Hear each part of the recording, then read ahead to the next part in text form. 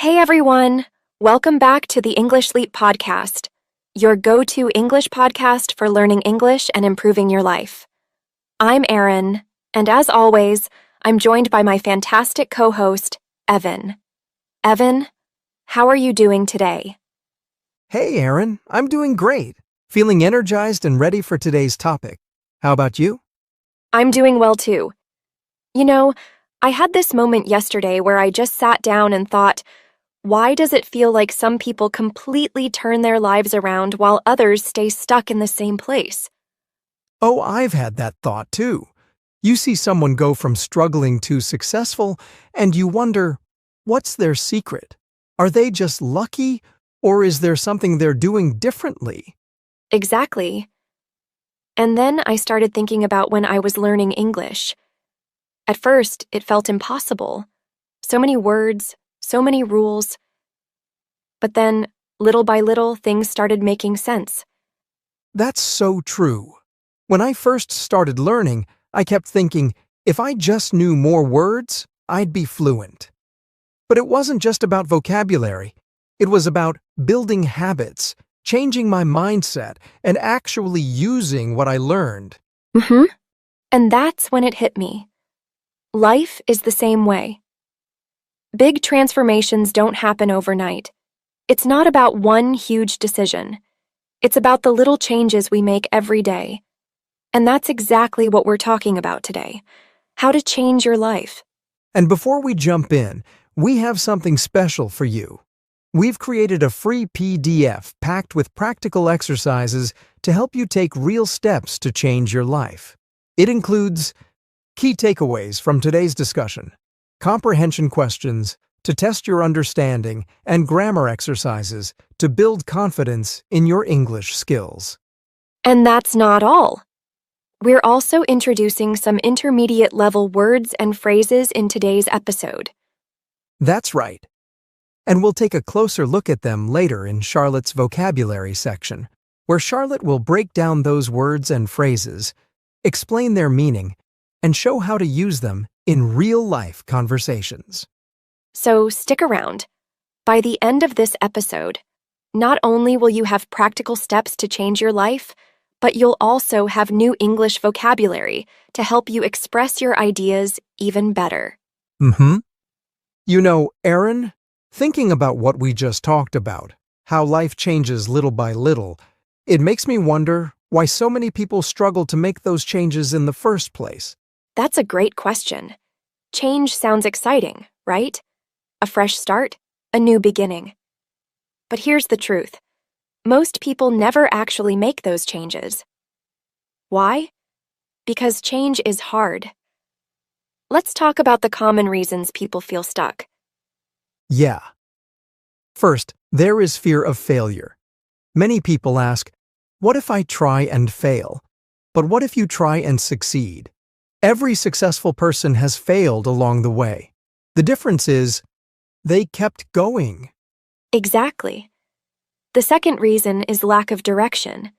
Some people know they want a better life but don't know where to start. They think they need a perfect plan before taking action. And then there's negative self-talk, saying things like, I'll never be good at this, or I'm just not a language person. These thoughts stop progress before it even begins. Finally, one of the biggest traps, waiting for motivation. People say, I'll start when I feel ready. But here's a secret. Motivation comes after action, not before. That reminds me of when I struggled with a personal challenge. I kept waiting for the perfect moment to start. But that moment never came, until I just took the first step. And once I did, everything started falling into place. That's a great point. And I remember feeling the same when I was learning English. At first, I thought, I'm not good at this. But then I realized the only way to get better was to actually start practicing. Exactly, and that brings us to our key lesson. Understanding what's holding you back is the first step to changing your life. Once you recognize these barriers, you can start working on breaking them down. So, Evan, Now that we understand what holds people back, the next big question is, how do we actually start making those changes? That's where small daily improvements come in. People often think they need a dramatic transformation overnight, but real change happens gradually. Have you heard of the 1% rule? Yes. If you improve just 1% every day, you'll be 37 times better in a year. That's because small efforts compound over time, just like interest in a bank account. Exactly. And that ties into the power of habits. James Clear talks about this in Atomic Habits, how habits shape our identity. Small changes may not seem big at first, but they redefine who you are over time. Right. Like reading just 10 minutes a day, practicing English for 5 minutes daily, or even replacing negative thoughts with positive affirmations. And I love real-life examples. I know someone who became fluent in English just by listening to podcasts every day. They didn't start with an intense study plan, just consistent small steps. That's so inspiring. The takeaway here is, small consistent actions lead to big results over time. So if you're listening and wondering where to start, just pick one small habit today. Exactly. And you know, Aaron, while taking action is important, there's something even more fundamental, our mindset. Because let's be honest, how we think about change makes all the difference. Absolutely. There's something called the growth mindset versus fixed mindset. If you have a growth mindset, you believe I can improve. But if you have a fixed mindset, you think, I'll never be good at this. That's a huge difference. And another thing, our brain is wired to focus on what we train it to notice. Have you heard of the reticular activating system? Yes, it's why when you learn a new word, you suddenly hear it everywhere. Your brain filters information based on what you focus on. So if you keep telling yourself, I can't do this, your brain will find evidence to prove it. But if you say, I am improving every day, your brain will focus on that progress instead. That's why reprogramming your mind is so powerful. 3 great ways to do that are affirmations, visualization, and gratitude. Right. Positive self-talk like, I am getting better every day, helps reshape our thoughts. Visualization, seeing yourself succeed, tricks your brain into believing it's possible. And don't forget gratitude practice. When you focus on what's going well, you train your brain to see opportunities instead of obstacles. That's the power of mindset. It's not magic. It's about training your brain to work for you, not against you. So true. Now that we've talked about the power of mindset, there's something else that holds people back, waiting for the right moment to start. Yes, so many people believe that they need to be completely ready before they take action. But here's the truth. You will never feel fully ready. Exactly. Progress comes before confidence. When I was learning English, I hesitated to start speaking because I felt like I wasn't ready. I kept thinking, what if I make mistakes? But the more I waited, the harder it became. That's so relatable. But when you finally took that first step, what happened? Well, once I started speaking, I realized that making mistakes was part of the learning process. Each conversation, even with errors, built my confidence. I wasn't perfect, but I was improving. And that's the key. There's a concept I love. Done is better than perfect. Too many people delay action because they want everything to be just right.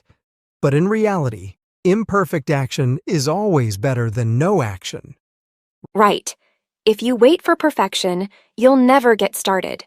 Whether it's learning English, starting a new habit, or making a big life change, just begin.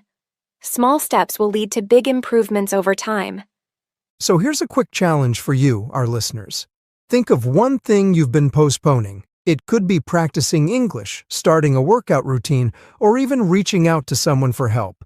And then, just take one small step today. Not tomorrow, not next week. Today. Because action leads to momentum, and momentum leads to confidence. That's right. Small, consistent actions over time create massive change. So don't wait for the perfect moment. Make today the day you start. Speaking of taking action, have you ever noticed how much our surroundings shape our habits and decisions? It's not just about what we do, but who and what we surround ourselves with. Absolutely. The people you surround yourself with, the content you consume, and the mindset you adopt all play a huge role in shaping your life. Yes. There's a famous saying, "You are the average of the 5 people you spend the most time with." If you're surrounded by negative, unmotivated people, it's hard to stay motivated. But if you're around positive, goal-driven individuals, their energy and habits will rub off on you. That's so true. So, how can we create an environment that supports growth? First, start by following inspirational people. Whether it's authors, speakers, or even social media accounts, exposing yourself to positive influences will shift your mindset over time. Absolutely. And joining online learning communities is another great way to stay motivated. There are so many groups out there for English learners, book clubs, and personal development. When you're part of a community that values growth, you naturally start improving too. And just as important as adding positive influences is reducing exposure to negativity. That could mean limiting time spent with people who constantly complain, or even cutting down on negative news and social media that drain your energy. That reminds me of when I was learning English. I felt stuck until I joined an English learning community. Suddenly, I had people to practice with, share struggles, and celebrate progress. That made all the difference. That's such a great example. The right environment creates momentum, making it easier to grow and stay on track. So, here's something to think about. Who are the 5 people you spend the most time with? Are they helping you grow, or are they holding you back? If they're not pushing you to be better, it might be time to make some adjustments. Surround yourself with people and influences that inspire and uplift you. And speaking of inspiration, sometimes learning new words and phrases can help us articulate our goals and mindset even better. That's why we have Charlotte here to break down some key vocabulary from today's discussion. Absolutely. Take it away, Charlotte. Hello, English learners. It's time for Charlotte's vocabulary breakdown. In today's episode, Erin and Evan introduced some great concepts about change, mindset, and environment. Let's take a closer look at some key vocabulary and how to use them in real-life conversations. Transformation. Meaning: a big change in something. Example: after years of hard work, Maria experienced a complete transformation in her career, going from an intern to a company director. Mindset. Meaning: the way you think about things. Example: Jake changed his mindset about exercise and now he enjoys working out every morning. Surroundings. Meaning: the things and people around you. Example: Anna moved to a peaceful countryside home because she wanted more positive surroundings. Momentum. Meaning: the force that keeps something moving. Example: once Daniel started writing 500 words a day, he built momentum and finished his book in just 3 months. Exposure. Meaning: the amount of contact you have with something. Example: watching English movies increased Sarah's exposure to native speech, improving her listening skills. Growth-driven.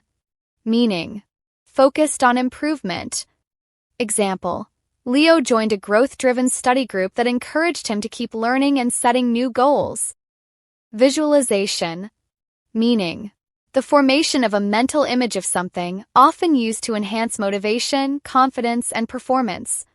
Example: every night, Mark visualizes himself speaking confidently before his presentations. Affirmation. Meaning: a positive statement to encourage yourself. Example: Jane starts her day with the affirmation, "I am capable and strong." Community. Meaning: a group of people with shared interests. Example: David found an amazing community of runners who motivated him to complete his first marathon. Accountable, meaning responsibility for your own progress. Example: Mia set weekly goals for herself and tracked her progress to stay accountable in her fitness journey. That's it for today's vocabulary breakdown. Back to you, Aaron and Evan. Thank you, Charlotte. Those were some really useful words and phrases. So, Evan, if we had to leave our listeners with one key takeaway from today's episode, what would it be? I'd say it's this. You have more control over your life than you think. Small changes, the right mindset, and a strong environment can completely transform your life. That's so true. And remember, progress doesn't happen overnight, but every step you take gets you closer to where you want to be. And don't forget to grab our free PDF guide for today's episode. It's packed with practical exercises and vocabulary to help you reinforce what you've learned. Also, let us know in the comments. What's one small change you're making today? We'd love to hear from you. And if you enjoyed this episode, don't forget to subscribe, share, and leave us a review. Let's keep growing together. See you next time on the English Leap podcast.